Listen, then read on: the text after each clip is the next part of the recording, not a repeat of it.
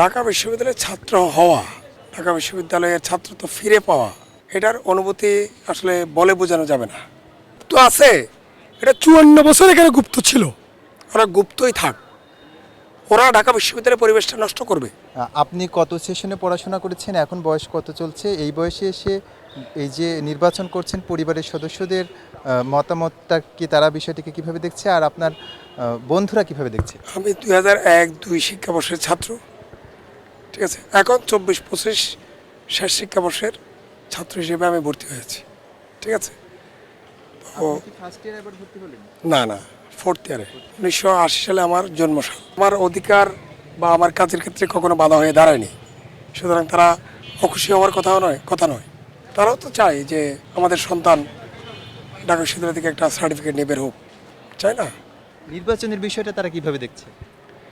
নির্বাচন, এটা বললাম তো, আমার ঢাকা বিশ্ববিদ্যালয় কেন্দ্রিক যে আমার অধিকারগুলো আছে, সে অধিকার আদায়ের ক্ষেত্রে তারা আমার সাথে আছে। বিশ্ববিদ্যালয়ের যারা ভোটার আছে তাদের প্রতি আপনার আহ্বান কি থাকবে? বিশ্ববিদ্যালয়ের ছাত্র ছাত্রীদের প্রতি আমার একটাই আহ্বান থাকবে যে ঢাকা বিশ্ববিদ্যালয় 100 বছর পার হয়ে গেছে, কিন্তু এটা যে বিশ্বের উন্নত বিশ্বের সাথে তাল মিলিয়ে যে শিক্ষা ব্যবস্থা, সেটা কিন্তু হয়ে ওঠেনি। শিক্ষা উন্নত বিশ্বের বিভিন্ন বিশ্ববিদ্যালয়ের যে ধরনের শিক্ষা কারিকুলাম আছে, হ্যাঁ, সেরকম শিক্ষা ব্যবস্থা ঢাকা বিশ্ববিদ্যালয়ে গড়ে ওঠেনি। সেক্ষেত্রে আপনারা খুব গুরুত্বপূর্ণ ভূমিকা পালন করতে পারেন যে বিশ্ববিদ্যালয়কে উত্তর আধুনিক শিক্ষা ব্যবস্থার দিকে নিয়ে যাওয়া। আপনি প্রত্যেকটা ডিপার্টমেন্টে দেখেন, প্রত্যেকটা ডিপার্টমেন্টের খুব বেহাল অবস্থা। ধরেন ইংলিশ ডিপার্টমেন্টে পড়ে, ইংলিশ কথা বলতে পারে না, ঠিক আছে, স্পিক করতে পারে না।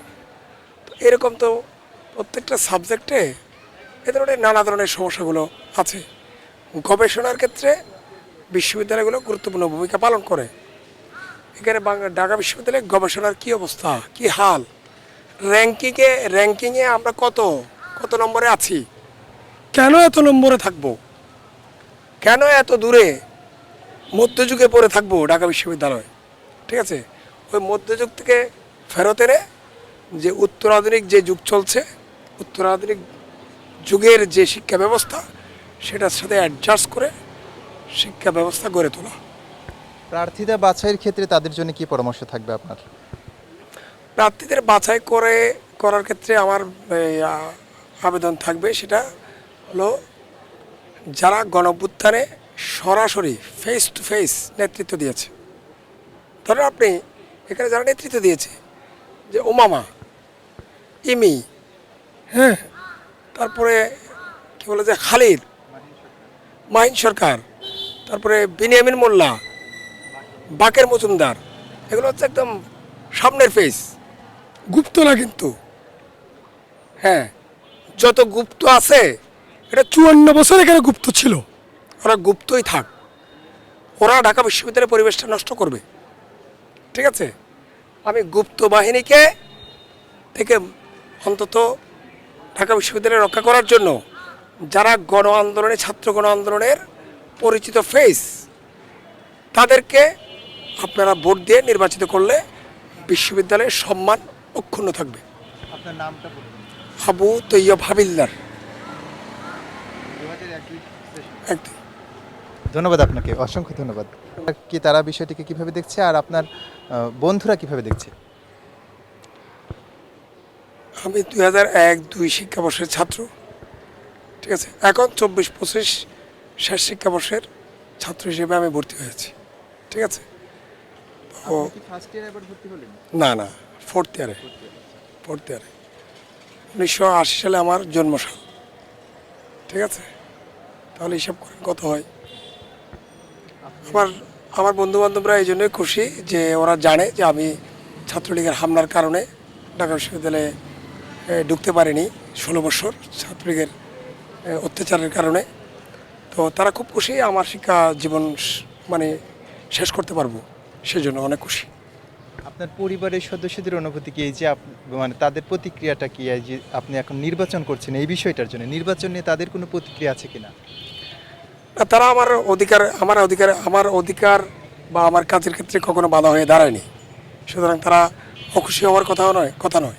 তারাও তো চায় যে এই আমাদের সন্তান ঢাকা বিশ্ববিদ্যালয় থেকে একটা সার্টিফিকেট নিয়ে বের হোক, চাই না? নির্বাচনের বিষয়টা তারা কিভাবে দেখছে? নির্বাচন, এটা বললাম তো, আমার এই ঢাকা বিশ্ববিদ্যালয় কেন্দ্রিক যে আমার অধিকারগুলো আছে, সে অধিকার আদায়ের ক্ষেত্রে তারা আমার সাথে আছে। বিশ্ববিদ্যালয়ের যারা ভোটার আছে তাদের প্রতি আপনার আহ্বান কি থাকবে? বিশ্ববিদ্যালয়ের ছাত্রীদের প্রতি আমার একটাই আহ্বান থাকবে যে ঢাকা বিশ্ববিদ্যালয় 100 বছর পার হয়ে গেছে, কিন্তু এটা যে বিশ্বের উন্নত বিশ্বের সাথে তাল মিলিয়ে যে শিক্ষা ব্যবস্থা, সেটা কিন্তু হয়ে ওঠেনি। শিক্ষা উন্নত বিশ্বের বিভিন্ন বিশ্ববিদ্যালয়ের যে ধরনের শিক্ষা কারিকুলাম আছে, হ্যাঁ, সেরকম শিক্ষা ব্যবস্থা ঢাকা বিশ্ববিদ্যালয়ে গড়ে ওঠেনি। সেক্ষেত্রে আপনারা খুব গুরুত্বপূর্ণ ভূমিকা পালন করতে পারেন যে বিশ্ববিদ্যালয়কে উত্তর আধুনিক শিক্ষা ব্যবস্থার দিকে নিয়ে যাওয়া। আপনি প্রত্যেকটা ডিপার্টমেন্টে দেখেন, প্রত্যেকটা ডিপার্টমেন্টের খুব বেহাল অবস্থা। ধরেন ইংলিশ ডিপার্টমেন্টে পড়ে,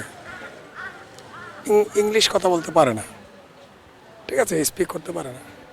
তো এরকম তো প্রত্যেকটা সাবজেক্টে এ ধরনের নানা ধরনের সমস্যাগুলো আছে। গবেষণার ক্ষেত্রে বিশ্ববিদ্যালয়গুলো গুরুত্বপূর্ণ ভূমিকা পালন করে।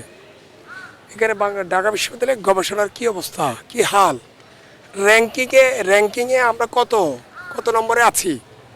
কেন এত নম্বরে থাকবো? কেন এত দূরে মধ্যযুগে পড়ে থাকবো ঢাকা বিশ্ববিদ্যালয়? ঠিক আছে, ওই মধ্যযুগ থেকে ফেরত এনে যে উত্তরাধুনিক যে যুগ চলছে, উত্তরাধুনিক যুগের যে শিক্ষা ব্যবস্থা, সেটার সাথে অ্যাডজাস্ট করে শিক্ষা ব্যবস্থা গড়ে তোলা। প্রার্থীরা বাছাইয়ের ক্ষেত্রে তাদের জন্য কি পরামর্শ থাকবে আপনার? প্রার্থীদের বাছাই করার ক্ষেত্রে আমার আবেদন থাকবে, সেটা হলো যারা গণঅভ্যুত্থানে সরাসরি ফেস টু ফেস নেতৃত্ব দিয়েছে। ধরেন আপনি এখানে যারা নেতৃত্ব দিয়েছে, যে ওমামা, ইমি, হ্যাঁ, তারপরে কী বলে যে খালিদ, মাহিন সরকার, তারপরে বিনিয়ামিন মোল্লা, বাকের মজুমদার, এগুলো হচ্ছে একদম সামনের ফেস, গুপ্ত না কিন্তু। হ্যাঁ, যত গুপ্ত আছে, এটা 54 বছর এখানে গুপ্ত ছিল, ওরা গুপ্তই থাক, ওরা ঢাকা বিশ্ববিদ্যালয়ের পরিবেশটা নষ্ট করবে। ঠিক আছে, আমি গুপ্ত বাহিনীকে থেকে অন্তত ঢাকা বিশ্ববিদ্যালয় রক্ষা করার জন্য যারা ছাত্র গণ আন্দোলনের পরিচিত ফেস, তাদেরকে আপনারা ভোট দিয়ে নির্বাচিত করলে বিশ্ববিদ্যালয়ের সম্মান অক্ষুণ্ণ থাকবে। আপনার নামটা বলুন। আবু তৈয়ব হাবিলদার। 2001 একদম। ধন্যবাদ আপনাকে, অসংখ্য ধন্যবাদ।